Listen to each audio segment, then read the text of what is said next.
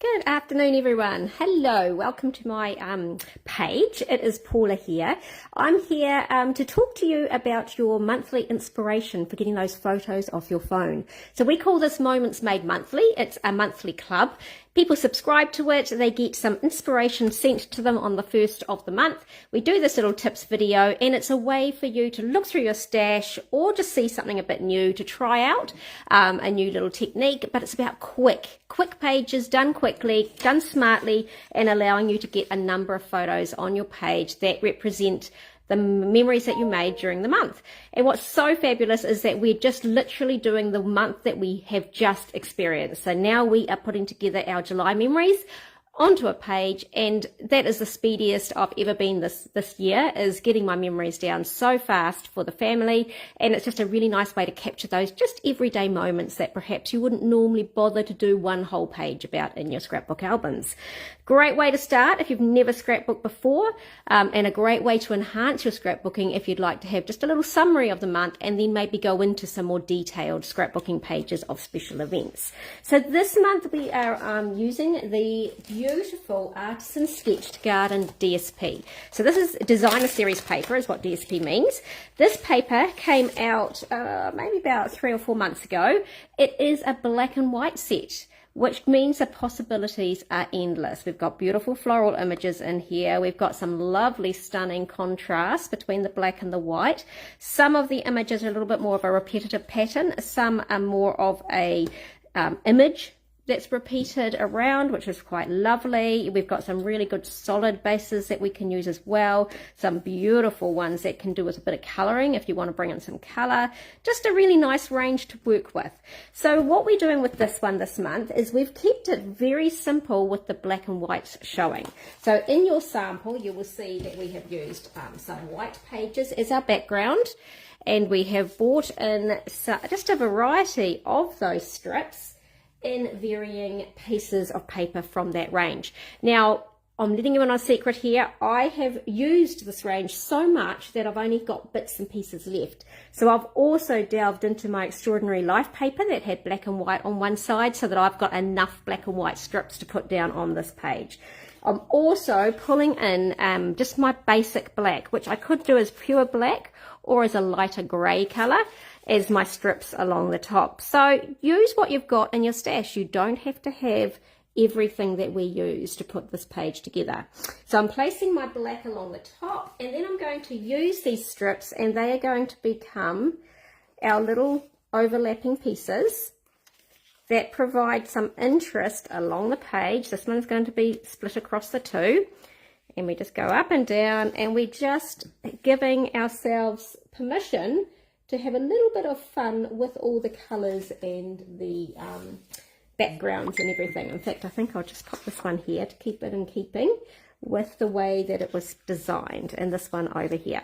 So you are going to be doing a little bit of overlapping with your pages when you have decided how much of each one you want to see, and then you're going to tidy it all up with those strips along the top. Now, the next part of this design is that we have taken on the idea of dovetailing the bases of these lovely little strips. Now, dovetailing is when you create that nice pointed effect. So if I was to take this piece here and do a dovetail, in fact, I will need scissors to do this, won't I? Where have I got my pieces? 2 seconds. Here they are, here's some scissors. I should have them. These are like about 10 pairs lying around this craft room.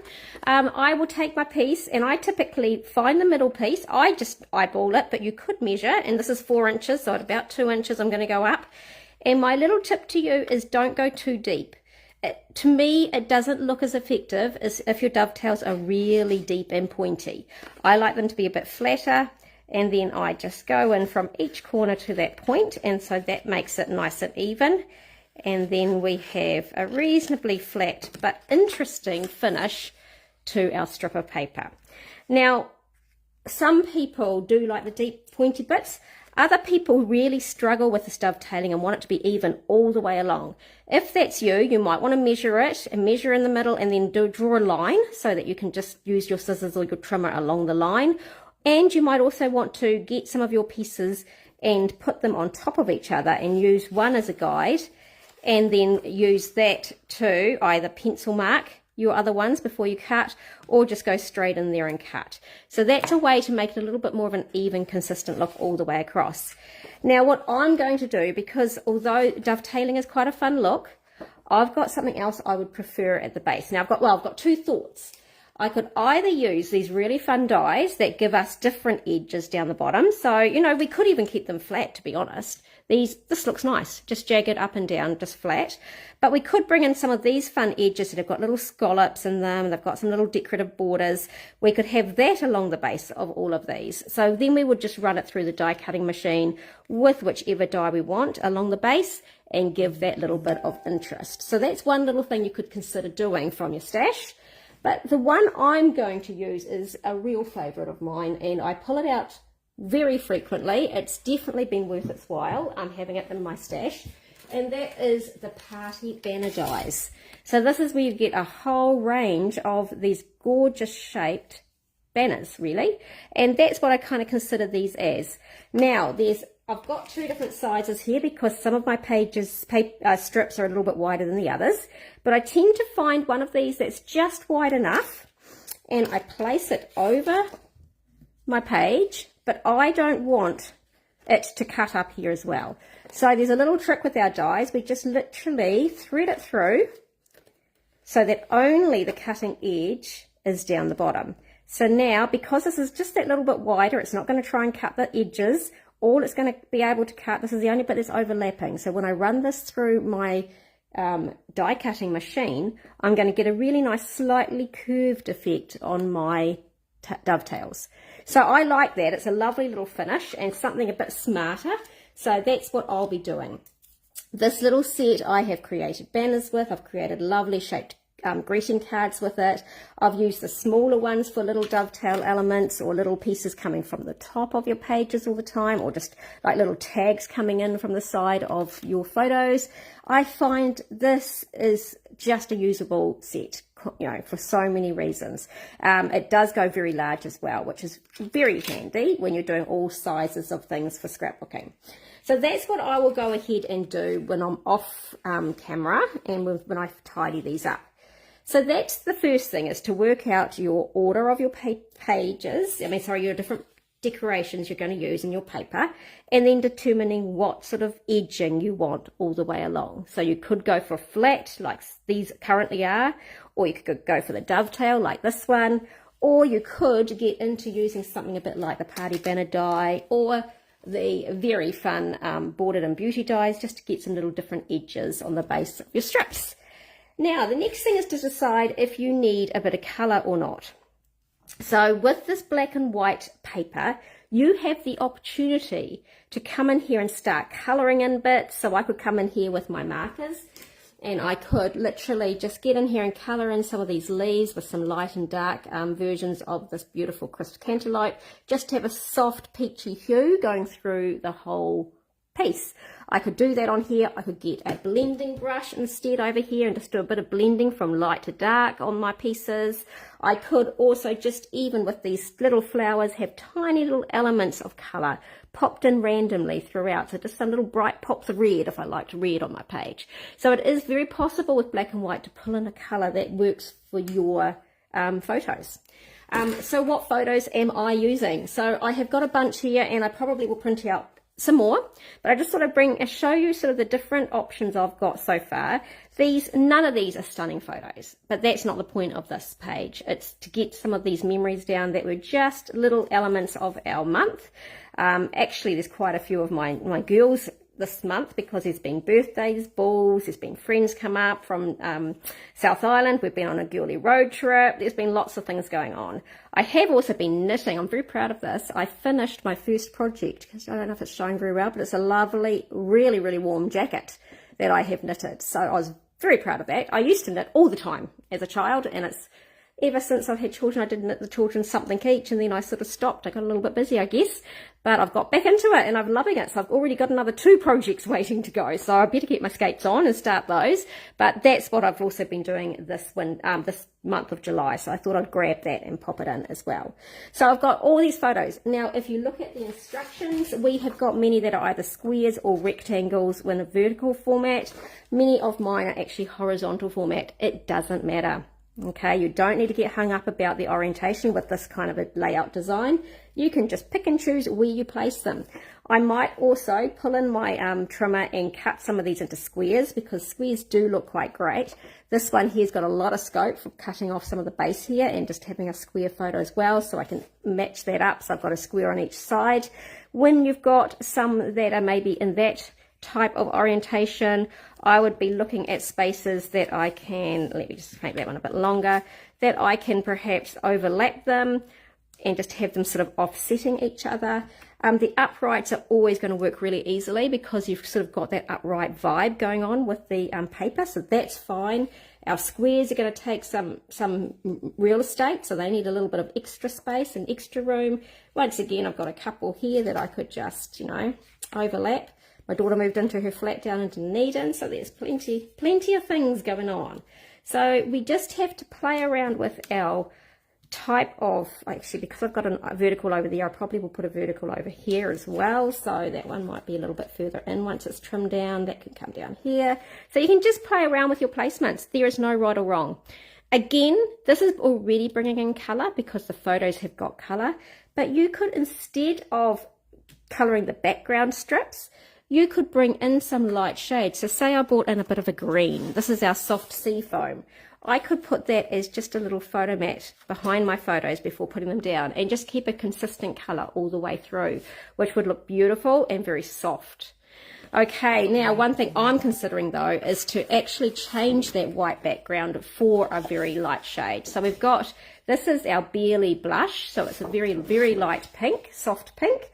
That I think could work really nicely. I mean, I may change my mind, but instead of having the white, I might just pull in, and I'll do it quickly on here so that you can see the difference. Get my photos out of the way because they're just being a bit messy at the moment. They need to be matted and trimmed and all those things. But let's just pull this Barely Blush in the background rather than white, and you'll see you can already start to get a little bit of warmth to the page if you don't want just pure stark black and white. So there's lots of options here. Let's just pull this one across. So we've kind of got these ones going on here.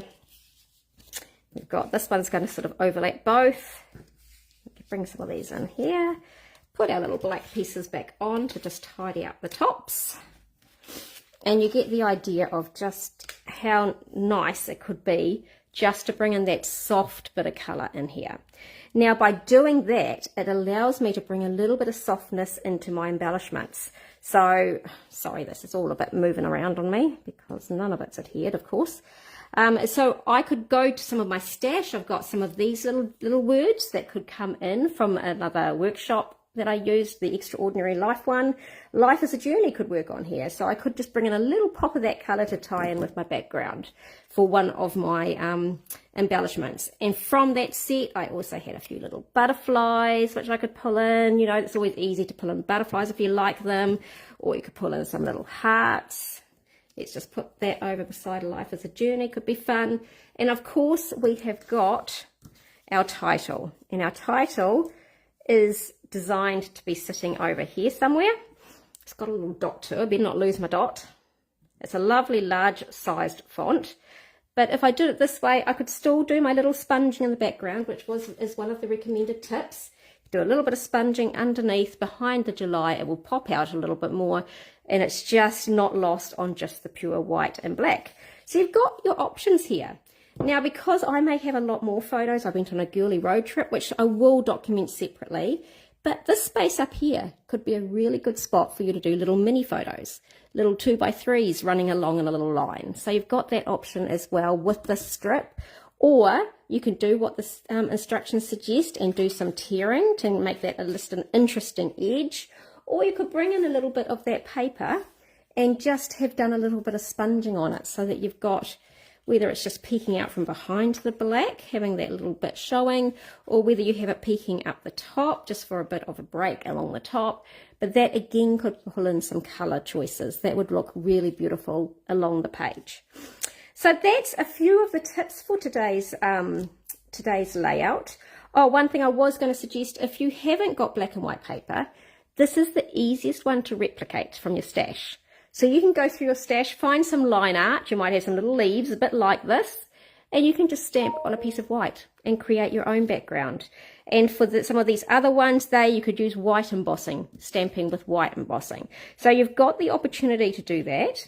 I think this paper is just delightful, and also the backside of the Extraordinary Life. So either or, really cool use of black and white to make that a statement. I think it's rather gorgeous. So that's the easy option, but you could create your own patterns using background stamping on your little strips of white. So that would be a really easy option.